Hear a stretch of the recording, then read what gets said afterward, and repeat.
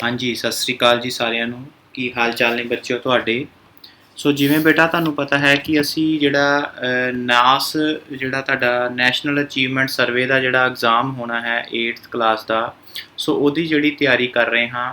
ਅਤੇ ਅਸੀਂ ਜਿਹੜਾ ਹੈ ਪਹਿਲੇ ਪਾਰਟ ਦੇ ਵਿੱਚ ਚੈਪਟਰ 11th ਜਿਹੜਾ ਫੋਰਸ ਐਂਡ ਪ੍ਰੈਸ਼ਰ ਹੈ ਉਹਦੀ ਜਿਹੜੇ ਇੰਪੋਰਟੈਂਟ ਕੁਐਸਚਨ ਡਿਸਕਸ ਕੀਤੇ ਸੀ। ਸੋ ਅੱਜ ਉਸ ਪਾਰਟ 2 ਦੇ ਵਿੱਚ ਅਸੀਂ ਜਿਹੜੇ ਹਨ ਕੁਝ ਹੋਰ important question force and pressure chapter ਦੇ ਜਿਹੜੇ ਆ ਉਹ ਡਿਸਕਸ ਕਰਾਂਗੇ। ਸੋ ਫਸਟ ਕੁਐਸਚਨ ਕੀ ਹੈ, force is a push or pull which helps in change of an object. ਕਹਿੰਦਾ ਫੋਰਸ ਕੀ ਹੈ, ਇਹ ਇੱਕ ਬਲ ਹੈ, ਪੁਸ਼ ਔਰ ਪੁੱਲ ਹੈ। ਸੋ ਉਹ ਕੀ ਕਰਦਾ ਹੈ, ਉਹ ਜਿਹੜਾ ਆਬਜੈਕਟ ਦੀ ਪੋਜੀਸ਼ਨ ਵੀ ਚੇਂਜ ਕਰ ਦਿੰਦਾ ਹੈ, ਉਹ ਡਾਇਰੈਕਸ਼ਨ ਵੀ ਚੇਂਜ ਕਰ ਦਿੰਦਾ ਹੈ, ਉਹ ਸ਼ੇਪ ਵੀ ਚੇਂਜ ਕਰ ਦਿੰਦਾ ਹੈ। ਸੋ ਪੋਜੀਸ਼ਨ ਫਾਰ ਐਗਜ਼ਾਮਪਲ ਮੈਂ ਕਿਸੇ ਚੀਜ਼ ਨੂੰ ਪੁਸ਼ ਕਰ ਰਿਹਾ ਹਾਂ ਅਤੇ ਉਹਦੀ ਪੋਜੀਸ਼ਨ ਜਿਹੜੀ ਹੈ ਉਹ ਚੇਂਜ ਹੋ ਸਕਦੀ ਹੈ। ਡਾਇਰੈਕਸ਼ਨ, ਜਿਸ ਡਾਇਰੈਕਸ਼ਨ ਦੇ ਵਿੱਚ ਮੈਂ ਫੋਰਸ ਲਗਾਵਾਂਗਾ ਉਸ ਡਾਇਰੈਕਸ਼ਨ ਦੇ ਵਿੱਚ ਉਹ ਚੇਂਜ ਹੋ ਜਾਏਗੀ। ਸ਼ੇਪ, ਬਲੂਨ ਨੂੰ ਮੈਂ ਫੈਲਾ ਰਿਹਾ ਹਾਂ, ਬਲੂਨ ਦੀ ਸ਼ੇਪ ਚੇਂਜ ਹੋ ਰਹੀ ਹੈ। ਰਬੜ ਬਾਲ ਨੂੰ ਪ੍ਰੈਸ ਕਰਦੇ ਹਾਂ, we can change its shape. So ਜਿਹੜਾ ਇਹਦਾ ਕਰੈਕਟ ਆਨਸਰ ਹੈ that is all. Second question, force acting per unit area. So force acting per unit area ਨੂੰ ਆਪਾਂ ਕੀ ਕਹਿੰਦੇ ਹਾਂ, ਪ੍ਰੈਸ਼ਰ। ਸੋ ਆਪਸ਼ਨ ਸੈਕਿੰਡ ਜਿਹੜੀ ਹੈ that is the right one. Third question is in the adjoining figure at which point is the pressure is maximum. ਸਾਨੂੰ ਬੇਟਾ ਇੱਕ figure ਦਿੱਤੀ ਹੋਈ ਹੈ, ਯੂ ਕੈਨ ਸੀ। ਇਸ ਫਿਗਰ ਦੇ ਵਿੱਚ ਉਹਨਾਂ ਨੇ ਪੁੱਛਿਆ ਹੈ ਕਿ ਕਿਸ ਪੁਆਇੰਟ ਦੇ ਉੱਤੇ ਜਿਹੜਾ ਪ੍ਰੈਸ਼ਰ ਮੈਕਸੀਮਮ ਹੋਏਗਾ, ਏ ਦੇ ਉੱਤੇ, ਬੀ ਦੇ ਉੱਤੇ, ਸੀ ਦੇ ਉੱਤੇ ਕਿ ਡੀ ਦੇ ਉੱਤੇ। ਹੁਣ ਬੇਟਾ ਜੀ ਸਾਨੂੰ ਪਤਾ ਹੈ ਕਿ ਪ੍ਰੈਸ਼ਰ ਜਿਹੜਾ ਹੈ that is directly proportional to depth. So ਜਿੰਨਾ ਜ਼ਿਆਦਾ ਜਿਹੜਾ ਡੂੰਘਾ ਹੋਏਗਾ, ਸੋ ਉਹ ਬੋਟਮ ਪੁਆਇੰਟ ਦੇ ਉੱਤੇ ਜਿਹੜਾ ਪ੍ਰੈਸ਼ਰ ਹੈ ਉਹ ਸਭ ਤੋਂ ਵੱਧ ਹੋਏਗਾ। ਸੋ ਇਸ ਪੁਆਇੰਟ ਦੇ ਉੱਤੇ ਤੁਸੀਂ ਦੇਖ ਸਕਦੇ ਹੋ ਕਿ ਜਿਹੜਾ ਡੀ ਪੁਆਇੰਟ ਹੈ ਸੋ ਉਹਦੀ ਡੈਪਥ ਸਭ ਤੋਂ ਜ਼ਿਆਦਾ ਹੈ। ਦੈਟਸ ਵਾਈ ਤੁਸੀਂ ਦੇਖ ਸਕਦੇ ਹੋ ਕਿ ਉਹਦਾ ਜਿਹੜਾ ਵਾਟਰ ਦਾ ਪ੍ਰੈਸ਼ਰ ਹੈ ਉਹ ਦੂਰ ਤੱਕ ਜਾ ਰਿਹਾ ਹੈ। So pressure is maximum at point D. So option D is the right one. Fourth question is force acting in the same direction on an object.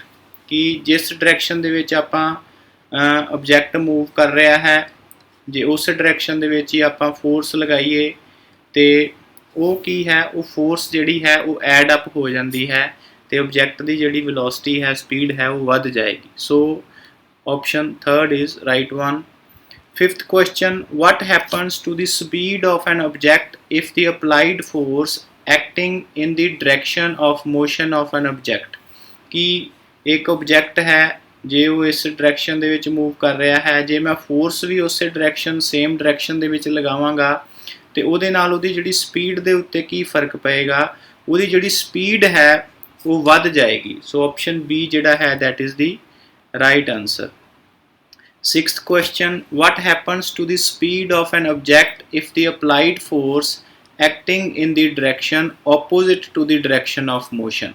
So ਜੇ object ਹੈ ਉਹ ਇਸ ਡਾਇਰੈਕਸ਼ਨ ਦੇ ਵਿੱਚ ਜਾ ਰਿਹਾ ਹੈ, ਜੇ ਮੈਂ ਫੋਰਸ ਜਿਹੜੀ ਹੈ ਉਹ ਆਪੋਜ਼ਿਟ ਡਾਇਰੈਕਸ਼ਨ ਦੇ ਵਿੱਚ ਲਗਾਵਾਂਗਾ ਉਹਦੇ ਨਾਲ ਕੀ ਹੈ, ਉਹਦੀ ਜਿਹੜੀ ਸਪੀਡ ਹੈ ਉਹ ਘਟ ਜਾਏਗੀ। ਸੋ ਇੱਕ ਪੁਆਇੰਟ ਆਏਗਾ ਕਿ ਜੇ ਮੇਰੀ ਜਿਹੜੀ ਫੋਰਸ ਹੈ ਉਹਦੀ ਜੇ ਸਪੀਡ ਨਾਲੋਂ ਵੱਧ ਗਈ ਤੇ ਉਹ ਆਬਜੈਕਟ ਜਿਹੜਾ ਹੈ ਉਹ ਰੈਸਟ ਦੇ ਉੱਤੇ ਵੀ ਆ ਸਕਦਾ ਹੈ। ਸੋ ਆਪਸ਼ਨ ਏ ਜਿਹੜਾ ਹੈ that is the right one. Seventh question, what will be the speed of an object if it is at rest।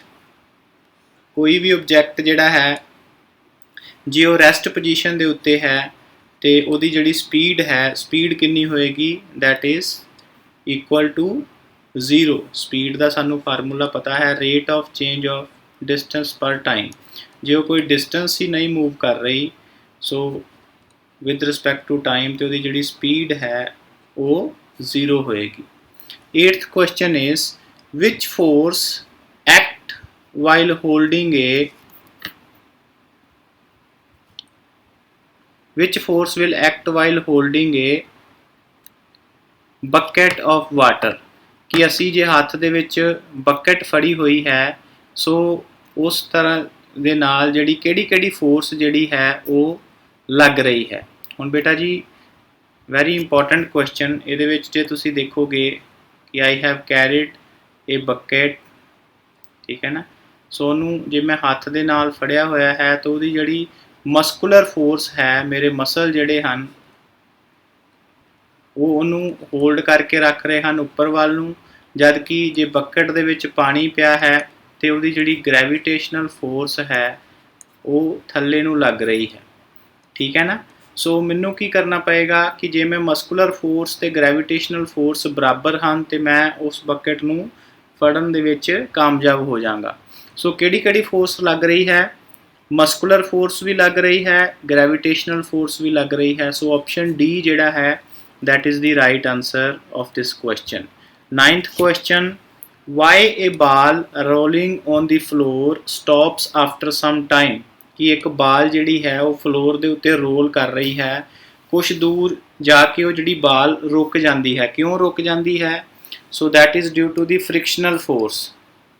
Friction दे करके जिहड़ी है, रगड़ बल करके जिहड़ी बॉल जिहड़ी है वो रुक जाएगी। So option B is the right answer. 10th question is, north pole of a bar magnet repels the north pole of another bar magnet। दो बार मैगनेट हैं साडे कोल। सो जे दोवां दे आपां सेम पोल्स नॉर्थ पोल एक डायरैक्शन दे विच कीते हन ते सानू पता है कि सेम पोल वाले जिहड़े मैगनेट हैं वो एक दूसरे नू रिपैल करते हैं। सो रिपैल करन दे नाल की होएगा कि वो एक दूसरे दे नाल कंटैक्ट दे विच नहीं आएंगे। सो ये किहड़ी तरह की फोर्स होएगी? This is a non contact force. So option A जिहड़ा है that is the right answer. 11th question, the force exerted by a charged body on another charged or uncharged body is called electrostatic force। कि एक charge जिहड़ा है दूसरे charge दे उत्ते कोई force लगा रहा है। फॉर एग्जांपल असी कॉम्ब वाला एक्सपैरीमेंट कीता सी कि कंघी जिहड़ी है अपने तो अपोजिट चार्ज पार्टिकल नू अट्रैक्ट करती है। सो ਉਹਦੇ ਤੇ ਕਿਹੜੀ फोर्स लग रही है? That is due to the electrostatic force। So option B जिहड़ी है that is the right answer. 12th question, a coin when lift from certain height starts moving towards the earth। एक coin है ਉਹਨੂੰ ਆਪਾਂ कुछ हाइट तक ਉੱਪਰ ਲੈ ਕੇ ਗਏ, ਫਿਰ ਆਪਾਂ ਉਹਨੂੰ ਜਦੋਂ ਥੱਲੇ ਸੁੱਟਿਆ ਤੇ ਉਹ ਧਰਤੀ ਵੱਲ ਨੂੰ ਜਿਹੜਾ ਹੈ ਉਹ ਨੀਚੇ ਨੂੰ ਮੂਵ ਕਰਨਾ ਸ਼ੁਰੂ ਹੋ ਜਾਂਦਾ ਹੈ। ਐਂਡ ਉਹ ਕਿਹਦੇ ਕਰਕੇ ਹੁੰਦਾ ਹੈ? That is due to the gravitational force. गुरुत्वाकर्षण बल दे करके जिहड़ा है वो कॉइन जिहड़ा है, कॉइन ही नहीं कोई भी जिहड़ी वस्तु है जे आपां उपरों उहनूं सुੱਟਦੇ ਹਾਂ ਤੇ ਉਹ नीचे आती है। That is due to the gravitational force. 13th question, a porter carrying a heavy luggage on his head always keep a round wrap of cloth on his head। कि एक जिहड़ा कुल्ली है, तुसी रेलवे स्टेशन के उत्ते या एयरपोर्ट के उत्ते देखा होना है कि जिहड़े लगेज साडा एक जगह तो दूसरी जगह के उत्ते लैके जाते हैं, उन्होंने सिर के उत्ते जिहड़ा है एक कपड़ा रखा हुंदा है राउंड करके। वो बेटा जी कपड़ा क्यों रखा हुंदा है? वो कपड़ा की करता है? It increases the area of contact between his had and luggage. कि वो कपड़ा चौड़ा करके रखते हैं कि जिहड़ा एरिया ऑफ कंटैक्ट है लगेज का वो उन्हां दे सिर दे उत्ते एरिया ऑफ कंटैक्ट वध जाए। हुण एरिया ऑफ कंटैक्ट वधन दे नाल सानू पता है कि प्रैशर जिहड़ा है that is inversely proportional to area. जिन्ना एरिया ऑफ कंटैक्ट ज़्यादा होएगा उन्ना प्रैशर जिहड़ा है साडे सिर दे उत्ते घट लगेगा ते कुल्ली जिहड़े हन वध भार भी जिहड़ा है वो ईजिली अपने सिर दे उत्ते चक सकते हैं। सो वो क्यों रखते हैं? Because it increases the area of contact. कि वो जिहड़ा एरिया ऑफ कंटैक्ट है वो लगेज का उन्हां दे हैड दे नाल वो वधा दिंदे हैं। सो ऑप्शन सी जिहड़ा है that is the right answer. 14th question, what makes a balloon stretch as it is filled with air। कि जदों आपां बलून दे विच हवा भरदे हां ते वो स्ट्रैच क्यों हो जाता है, वो फुल क्यों जाता है? So option A, air becomes lighter inside the balloon, air becomes heavier inside the balloon, gas exerts pressure on the walls of the container। ਹੁਣ बेटा जी ਜਦੋਂ ਆਪਾਂ ਹਵਾ ਭਰਦੇ ਹਾਂ ਤੇ ਅਸੀਂ ਬਲੂਨ ਦੇ ਵਿੱਚ 에ਅਰ ਜਿਹੜੀ ਹੈ ਉਹ ਫਿਲ ਕਰ ਰਹੇ ਹਾਂ। ਸੋ 에ਅਰ ਜਿਹੜੀ ਹੈ ਫਿਲ ਕਰਨ ਦੇ ਨਾਲ ਕੀ ਹੈ, ਉਹ ਜਿਹੜੀ 에ਅਰ ਹੈ ਉਹ ਗੈਸ ਹੈ ਉਹ ਪ੍ਰੈਸ਼ਰ ਐਗਜ਼ਰਟ ਕਰਦੀ ਹੈ ਬਲੂਨਸ ਦੀਆਂ ਵਾਲ ਦੇ ਉੱਤੇ, ਜਿਹਦੇ ਕਰਕੇ ਜਿਹੜਾ ਬਲੂਨ ਹੈ ਉਹ ਐਕਸਪੈਂਡ ਹੋ ਜਾਂਦਾ ਹੈ ਤੇ ਉਹ फुल जाता है। सो ऑप्शन सी जिहड़ा है that is the right answer. 15th question, why we do not get crushed under atmospheric pressure exerted by gases around us. हुण सानू पता है कि हवा दे विच जिहड़ियां बहुत सारियां गैसेज मौजूद हैं, वो कहता है कि जे ये गैसेज इन्नियां ज़्यादा मौजूद हैं तो ये नाल जिहड़ी साडी बॉडी है वो क्रश क्यों नहीं हो जाती। सो ऑप्शन ए की कह रहा है, because our body is made up of bones, because pressure inside our body is equal to the atmospheric pressure. Third, because air is very light which can do nothing to our body, or all of the above. हुण बेटा जी इहदी जिहड़ी right answer है that is option B कि जिन्ना जिहड़ा pressure बाहर है atmospheric pressure है उन्ना ही जिहड़ा प्रैशर साडी बॉडी दे अंदर मौजूद है। सो सेम प्रैशर होने दे करके जिहड़ा है साडी कुछ बॉडी नूं फर्क नहीं पैंदा ते जिहड़ी साडी बॉडी है वो क्रश नहीं हुंदी। सो ऑप्शन बी जिहड़ा है that is the right answer. Why water tanks are always kept on the top of the building, कि जिहड़े घरां दे विच असीं पानी दीयां टैंकियां हन उन्हां नूं हमेशा आपां टॉप दे उत्ते क्यों रखदे हां। As it increases the height of the water column, be water flows from tap with greater pressure is directly proportional to the height of the liquid. हुण बेटा जी असीं लास्ट लैक्चर दे विच पढ़िआ सी प्रैशर की है that is force per unit area, ठीक है ना। सो फोर्स जिहड़ी उहदे ते rho into g into h, so जिहड़ा प्रैशर है वो डायरैक्टली प्रपोर्शनल है हाइट दे। सो जिन्ना ज़्यादा हाइट कॉलम ज़्यादा होएगा उन्ना वध प्रैशर होएगा। सो तां करके जिहड़ियां आपां पानी दीयां टैंकियां हन उन्हां नूं सब तो टॉप दे उत्ते रखदे हां। सो ਉਹਦੇ ਨਾਲ ਕੀ ਹੈ ਪ੍ਰੈਸ਼ਰ ਵੱਧ ਜਾਂਦਾ ਹੈ ਤੇ ਜਿਹੜੀਆਂ ਸਾਡੀਆਂ ਟੂਟੀਆਂ ਦੇ ਵਿੱਚ ਪਾਣੀ ਹੈ ਉਹ ਗ੍ਰੇਟਰ ਪ੍ਰੈਸ਼ਰ ਦੇ ਨਾਲ ਆਂਦਾ ਹੈ। So all of the above ਸਾਰੀਆਂ ਆਪਸ਼ਨ ਜਿਹੜੀਆਂ ਸਹੀ ਹਨ। ਸੋ ਆਪਸ਼ਨ ਡੀ ਜਿਹੜਾ ਹੈ that is the right answer. 17th question, why the base of walls kept wide, ਕਿ ਜਦੋਂ ਆਪਾਂ ਵੱਡੀਆਂ ਵੱਡੀਆਂ ਟੈਂਕੀਆਂ ਹਨ ਜਾਂ ਤੁਸੀਂ ਡੈਮਸ ਦੇ ਉੱਤੇ ਵੀ ਦੇਖਿਆ ਹੋਣਾ ਕਿ ਜਿਹੜਾ ਡੈਮ ਦਾ ਬੇਸ ਹੈ ਉਹਨਾਂ ਦੀਆਂ ਜਿਹੜੀਆਂ ਕੰਧਾਂ ਹਨ ਉਹਨਾਂ ਨੂੰ ਆਪਾਂ ਚੌੜੀਆਂ ਰੱਖਦੇ ਹਾਂ।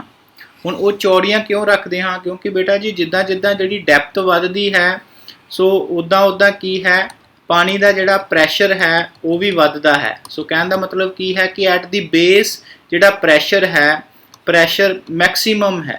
ਸੋ ਵੱਧ ਪ੍ਰੈਸ਼ਰ ਹੋਣ ਦੇ ਕਰਕੇ ਕੀ ਹੈ ਕਿ ਆਪਾਂ ਜਿਹੜਾ ਬੇਸ ਹੈ ਉਹਨੂੰ ਆਪਾਂ ਮੋਟਾ ਬਣਾਉਂਦੇ ਹਾਂ, ਉਹਨੂੰ ਚੌੜਾ ਬਣਾਉਂਦੇ ਹਾਂ ਤਾਂ ਜੋ ਜਿਹੜਾ ਉਹ ਵੱਧ ਪ੍ਰੈਸ਼ਰ ਨੂੰ ਵੀ ਝੱਲ ਸਕਣ ਤੇ ਉਹ ਟੁੱਟਣ ਨਾ ਈਜ਼ੀਲੀ। ਸੋ ਇਹਦਾ ਰਾਈਟ ਆਨਸਰ ਕੀ ਹੈ, to increase the pressure on the base of the wall, to decrease the pressure on the base of the wall, to make the wall beautiful. ਹੁਣ ਜਿੰਨਾ ਜ਼ਿਆਦਾ ਆਪਾਂ ਬੇਸ ਵਾਈਡ ਬਣਾਵਾਂਗੇ ਸੋ ਬੇਸ ਵਾਈਡ ਬਣਾਉਣ ਦੇ ਨਾਲ ਕੀ ਹੈ ਏਰੀਆ ਵੱਧ ਜਾਏਗਾ, ਠੀਕ ਹੈ ਨਾ, ਉਹਨਾਂ ਪ੍ਰੈਸ਼ਰ ਜਿਹੜਾ ਹੈ ਉਹਦੇ ਤੇ ਘੱਟ ਲੱਗੇਗਾ। ਸੋ ਆਪਾਂ ਕੀ ਕਰਦੇ ਹਾਂ ਵਾਈਡ ਬੇਸ ਬਣਾਉਣ ਦੇ ਨਾਲ ਕੀ ਹੈ ਅਸੀਂ ਜਿਹੜਾ ਪ੍ਰੈਸ਼ਰ ਹੈ ਉਹ ਘਟਾ ਸਕਦੇ ਹਾਂ। ਸੋ ਆਪਸ਼ਨ ਬੀ ਜਿਹੜਾ ਹੈ that is the right answer. 18th question, choose the correct classification of contact and non contact forces from the following. ਸਾਨੂੰ ਕੁਝ ਆਪਸ਼ਨਸ ਦਿੱਤੀਆਂ ਹੋਈਆਂ ਹਨ ਕੰਟੈਕਟ ਫੋਰਸਿਸ ਤੇ ਨਾਨ ਕੰਟੈਕਟ ਫੋਰਸਿਸ ਦੀਆਂ। ਅਸੀਂ ਉਹਨਾਂ 'ਚੋਂ ਦੱਸਣਾ ਹੈ ਕਿ ਕਿਹੜੀ ਆਪਸ਼ਨ ਜਿਹੜੀ ਹੈ ਉਹ ਸਹੀ ਹੈ।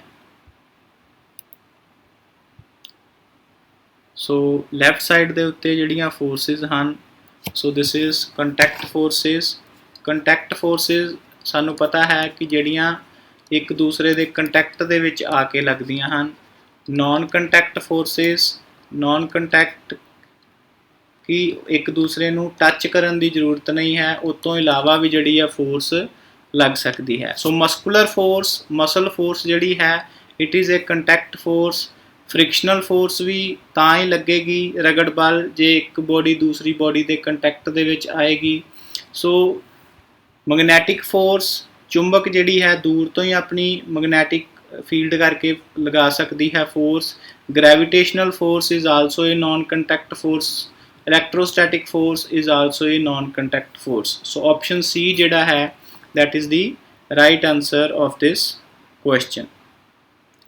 19th question, as shown in the diagram, cardboard placed over the top of glass filled with water when pressed and inverted does not fall.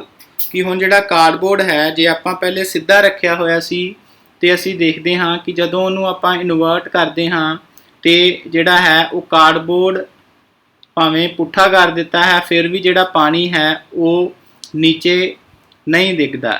ਉਹ ਕਿਉਂ ਹੁੰਦਾ ਬੇਟਾ ਜੀ? ਦੀ pressure of the air outside the glass is greater than the pressure inside the cup.